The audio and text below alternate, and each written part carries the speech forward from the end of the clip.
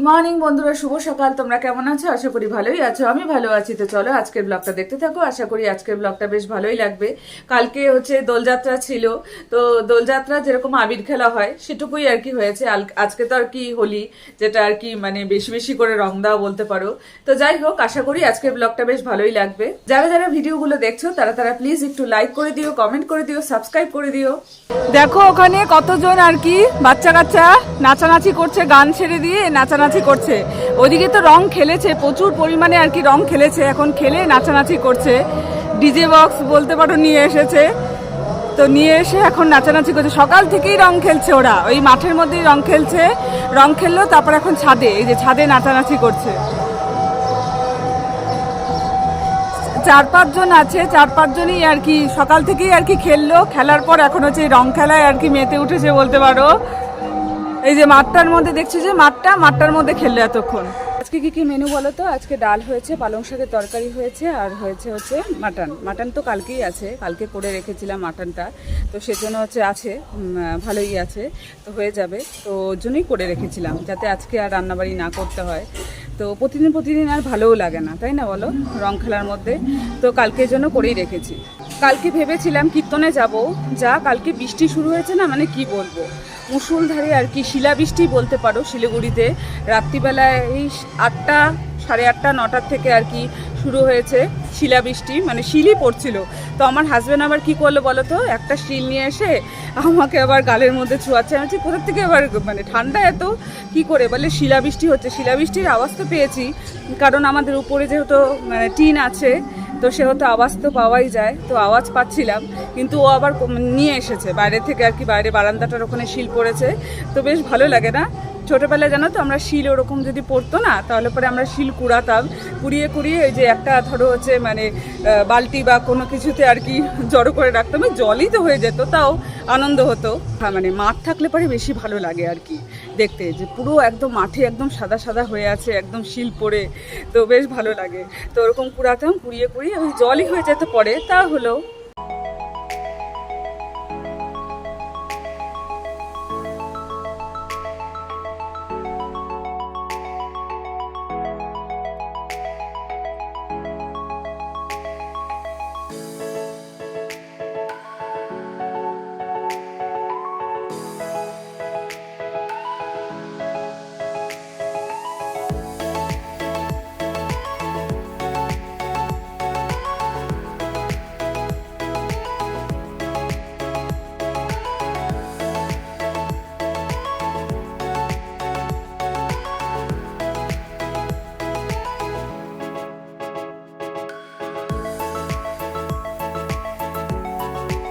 তো রং খেলার মধ্যে একটা জিনিস কি বলো তো, ন্যাড়া পুরানো হয় না বলে, সবাই ন্যাড়া পুরায়।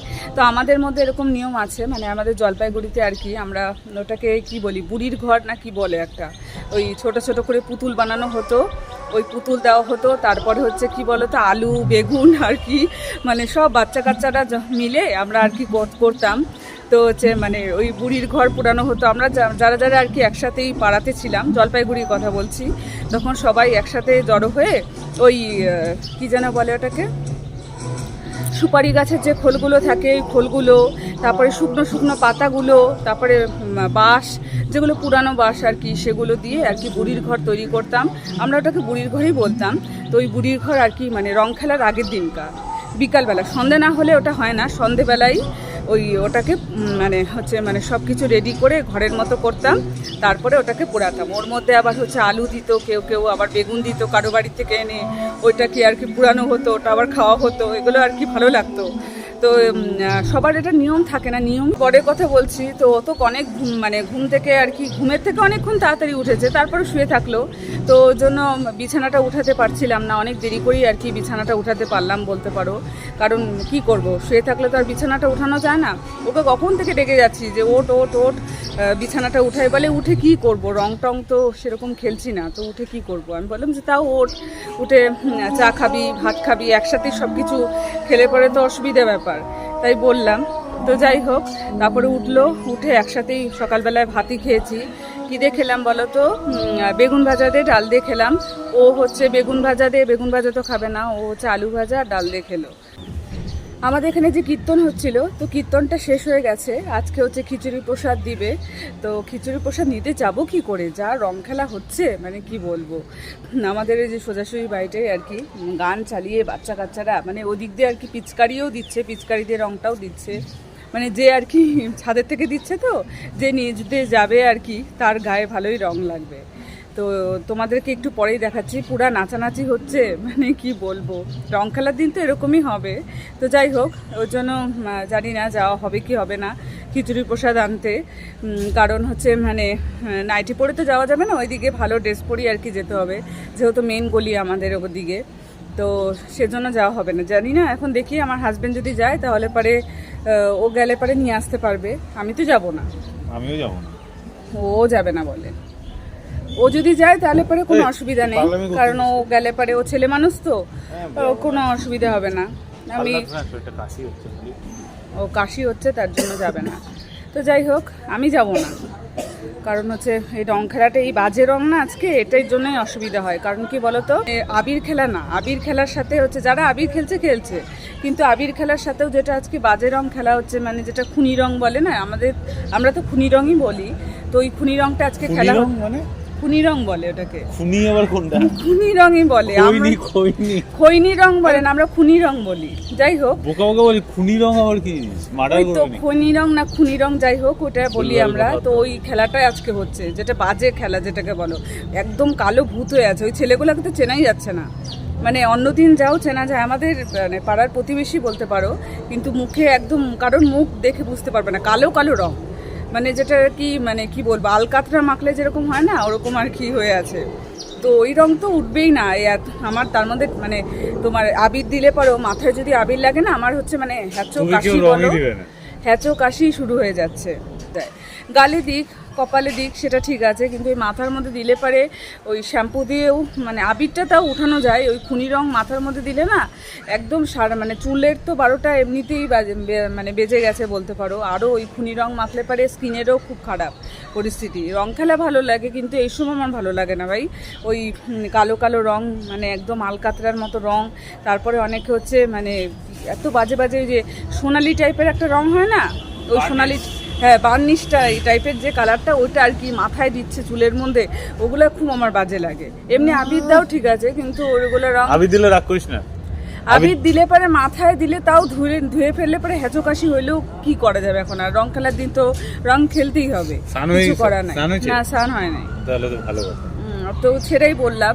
তো আমার হাজবেন্ড তো কোনো কিছু চিহ্ন নাই রঙের, ও যাক একটু বাইরে রং টং খেলে আসুক। হ্যাঁ ঠান্ডা লাগছে এমনিতে। তো আমি যাব না বাবা, এই বাজে রং আমার একদম পছন্দ হয় না।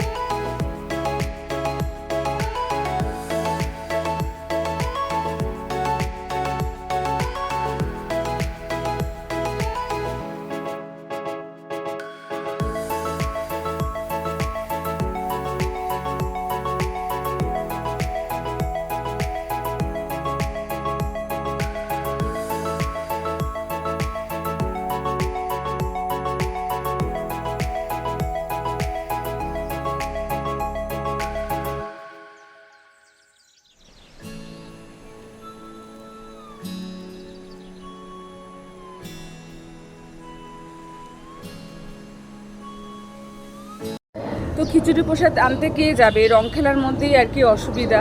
কারণ রং খেলা না থাকলে তাও আর কি আমার হাজব্যান্ডকে মানে বলে কয়ে আর কি পাঠানো যেত, যদি রং খেলা না থাকতো। রং খেলার জন্য ও যাবে না, বাড়ি থেকে বের হবে না। তো যাই হোক, খিচুড়ি প্রসাদ খাওয়ার মনে হচ্ছে হবে না এবছর। আগের বছর মানে আমি খিচুড়ি খা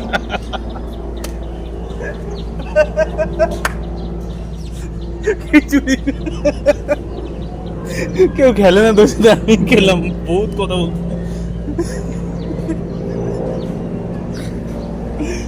মাথা দিলে ঠান্ডা লাগে তো, এই জন্য তো মুখেই দিলাম, ঠিক আছে। খিচুড়ি পোষা এটা কি হইলো?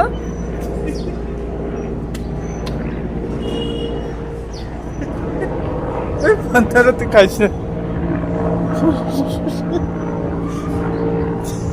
এগুলো ভালো লাগে না, কিন্তু ঠিকই তো, কেন নাকি নিঃশ্বাস দিতে পারতেছি না আমি।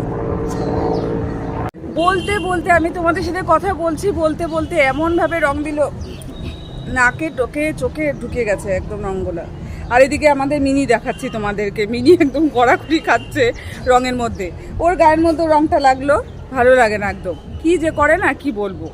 তো ঘর মোছা হয়ে গেল, এখন হচ্ছে দেখো শ্যাম্পুই দিতে হবে। কেন বলো তো, এই যে গলা টলাতে এটা খুনি রং, মানে আবির রঙের সাথে খুনি রং মিক্সড আছে, তো খুনি রঙই মনে হচ্ছে। হাতের থেকে এখনো উঠলো না, এই যে দেখো হাতে এখনো লেগে আছে। এই ডান হাতে আরো বেশি, আমি ডান হাতে যেহেতু ধরেই মোবাইলটা করছি, তো ডান হাতটা দেখাতে পারছি না ওই জন্য। তো এখন হচ্ছে মানে শ্যাম্পু দিতে হবে এর জন্য, নাহলে পরে শ্যাম্পু না দিলেও হতো আজকে। তো কি করা যাবে, এখন মাথাটা তো এই পাশে এই পাশে কান টানে ভর্তি আছে, শ্যাম্পু দিতেই হবে, নাহলে পরে না ঠান্ডা লেগে যাবে। তো যাই স্নানটা করে আসি, আবার তোমাদের সাথে পরে কথা বলবো।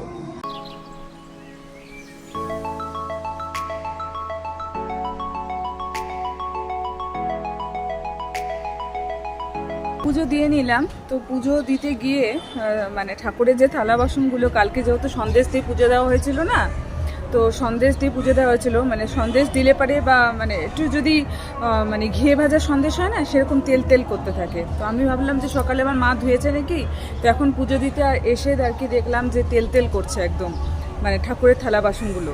তো আবার মাজলাম, মেজে আর কি পুজো দিলাম, তার জন্য একটু দেরি হলো বলতে পারো। তো হচ্ছে এখন হয়ে গেছে, হাজব্যান্ড স্নানে ঢুকলো, তো স্নান করে আসলে খাওয়া দাওয়াটা করে নিব। পাড়ায় এখনও রং খেলা শেষ হয়নি বলতে পারো। এখন কটা বাজে, 3টে বাজে, এখনও রং খেলা শেষ হয়নি। কীরকম এই পাশের বাড়িটাতে আর কি ছাদে উঠে রং খেলছে, এদিকের বাড়িটাতে রং খেলছে ছাদে, গানও চলছে, গান তো মানে আওয়াজ পেতেই পারো। তো ওই তো গান চালিয়ে পুরো এখনও নাচানাচি হচ্ছে। একটু আগে দেখলাম কতগুলো ছোটো ছোটো বাচ্চা কি করছে বলো তো, রং টং মেখে আবার হচ্ছে মানে কাদা আছে না, কাদাগুলোর মধ্যে আর কি মানে ছোটো মানে কি মানে একটু বড় মানে মোটামুটি সাইজের আর কি যে বাচ্চাগুলো আছে, সেই বাচ্চাগুলো তো কী করছে বলো তো, মানে যে কাদার মধ্যে ওখানে একটা বন্ধুকে নিয়ে চ্যাংদোলা করেই বলতে পারো, নিয়ে ধপাস করে ওকে ফেলে দিল। আর সবাই মিলে হাসাহাসি করছে, মানে ওরাই মানে 4-5 জনে আর কি চ্যাংদোলা করে ওকে ফেলে দিল জলের মধ্যে। ও নিজেও হাসছে আর ওই যে পাশাপাশি ওরাও হাসছে। তো দেখলাম, এগুলো দেখে বেশ ভালোই লাগলো। আর কি করব, রং খেলাতে এগুলোই দেখছি। ছাদে উঠলে পরে দেখা যায় তো সামনাসামনি, আর মাঠটার মধ্যেই আর কি বলছি এক জায়গায় আর কি মানে ওরাই নিজেরাই নাকি জানি না, কালকে যেহেতু বৃষ্টি হয়েছে তো গর্তের মতো হয়ে আছে, তো ওই জায়গাটা আর কি জল জমে আছে, কাদা জল বলতে পারো জমে আছে, ওই জায়গাটাই ওকে চ্যাংদোলা করে ফেলে দিল। এবার ফেলে দিয়ে পরে ও যে মানে ফেলে দিল, যে যাকে ফেলে দিল সে যে একটু কান্নাকাটি করবে বা মানে কিছু ভাববে, সে তা করছে না, ও ওদের সাথে হাসাহাসি করছে। তো যাই হোক, এগুলো দেখে আমিও নিজেও হাসলাম, আর কি করব। তো কানে টানে দেখো এখনও হচ্ছে রং লেগে আছে, এখনও পর্যন্ত সেভাবে ভালো ওঠেনি। তো রং খেলেছি এটাই আর কি প্রমাণ। আর একদিনে মনে হয় উঠবে না রঙগুলো, মানে 2-3 দিনে আর কি রঙটা হচ্ছে পরিষ্কার হবে মনে হচ্ছে। কারণ অত মানে জোর দিয়ে আমি ঘষিও নি, ওই যতটুকু আর কি দিলাম। তো মাথা টাথায় শ্যাম্পু দিয়ে দিলাম, আর কানটাও একটু সাবান দিয়ে ছোবা দিয়ে একটু ঘষলাম। হাতে তো রং ওঠেনি এখনও, দেখো এই যে অল্পই দিল কিন্তু তাও।